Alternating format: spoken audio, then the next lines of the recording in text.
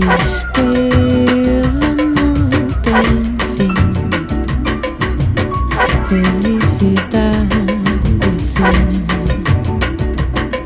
Tristeza não tem fim, felicidade sim. Não fique triste.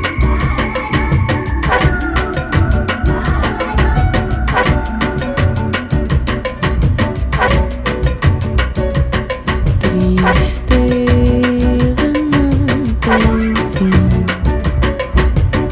felicidade sim.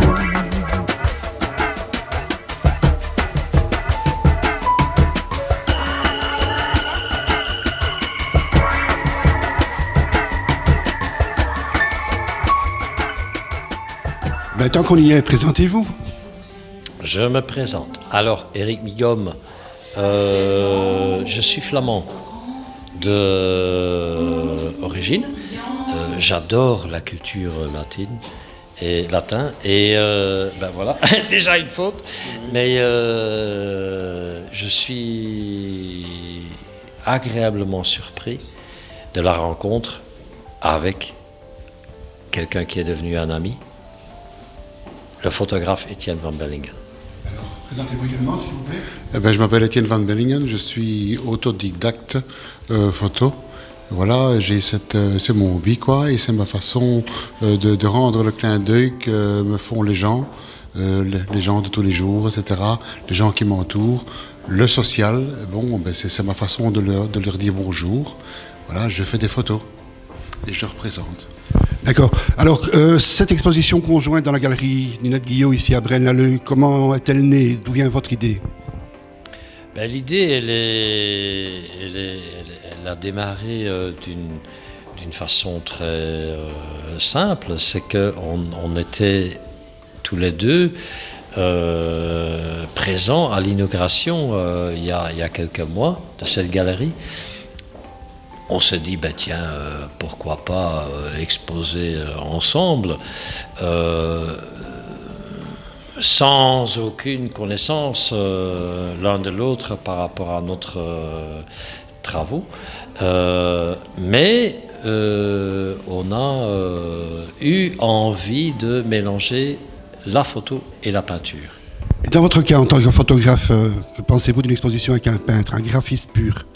Eh bien, je me suis dit qu'au départ, on ne savait pas louper son coup, pour deux raisons. Premièrement, parce que l'image, finalement, la photographie vient de la peinture quelque part. Il y a quelqu'un dans l'histoire de la peinture qui a abouti à la photographie et qui est parti de la peinture pour faire de la photographie. Donc ça, c'est déjà le premier point de liaison. Et deuxièmement, il n'y a jamais, disons, de hasard, il n'y a que des coïncidences. Et la coïncidence, dans mon cas, c'est Éric Migom. Donc c'est une exposition très réussie, vous avez eu beaucoup de monde. Puis-je vous demander, quand vous avez une idée pour la produire sur un support, du papier ou n'importe quoi, combien de temps mettez-vous pour réaliser une œuvre? Pour citer un des peintres que j'adore, qui est bien sûr Picasso, il faut toute une vie pour en arriver à une simplicité du geste. Donc c'est clair que je ne peux pas répondre de manière tout à fait concrète par rapport à votre question, mais dans mon cas,